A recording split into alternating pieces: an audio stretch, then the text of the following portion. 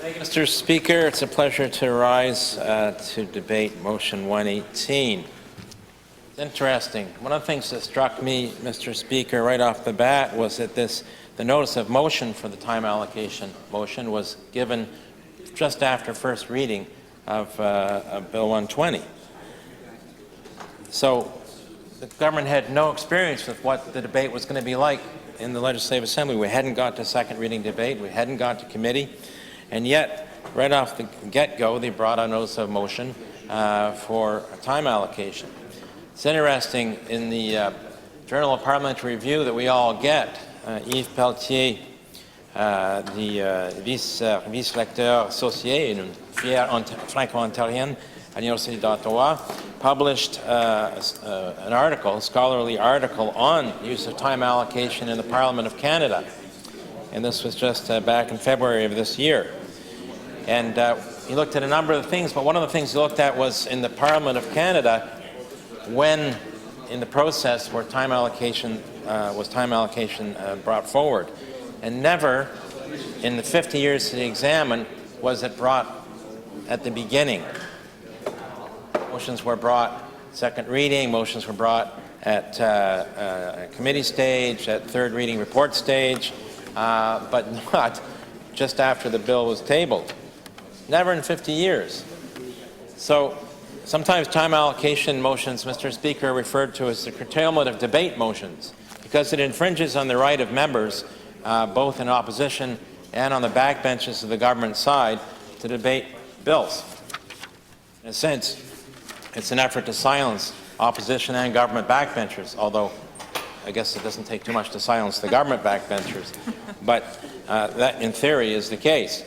So it's a problem. Now, I understand, Mr. Speaker, at some point that this Legislative Assembly has to recognize the balance between the right of a member to debate a bill and the right for the legislature to make a decision. So in those cases where the official opposition is ragging the puck, wasting a lot of time, and both parties have done that, I've seen that in the House since 2014, wasting time that we could be using for other valuable purposes, that's, it seems to me, when time allocation might be something to be considered to make sure that balance between the right to debate and the right for the Legislative Assembly to make a decision is found.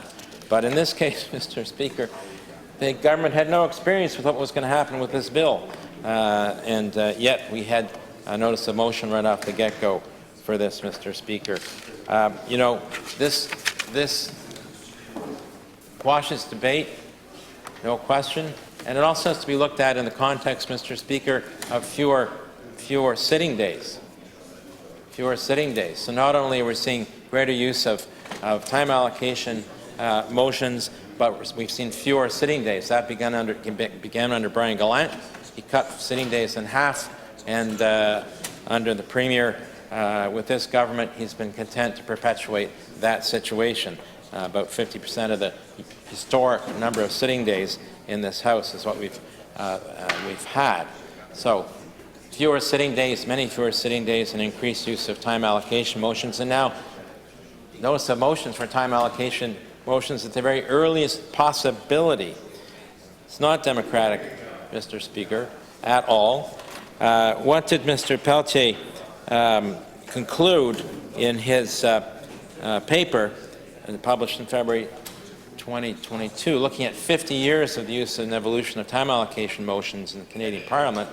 Well, he concluded that the increasing use of time allocation is making the role of MPs from all parties difficult to engage in parliamentary debate, and therefore getting in the way of possibly improving proposed legislative measures for the betterment of the legislation itself and for all Canadians. And that's exactly what we're seeing in this Legislative Assembly. The same thing, Mr. Speaker. We've seen a centralization of political power in the hands of senior staffers within the office of the Premier, which seems to be driving these increasing use of time allocations and their use at a much earlier stage than we've seen before in this House, Mr. Speaker. So it doesn't bode well for democracy. Mr. Speaker. I want to share my 15 minutes with my colleagues, so I'm going to thank you, Mr. Speaker. I oppose this time allocation motion and pass it on to the member from Kent North.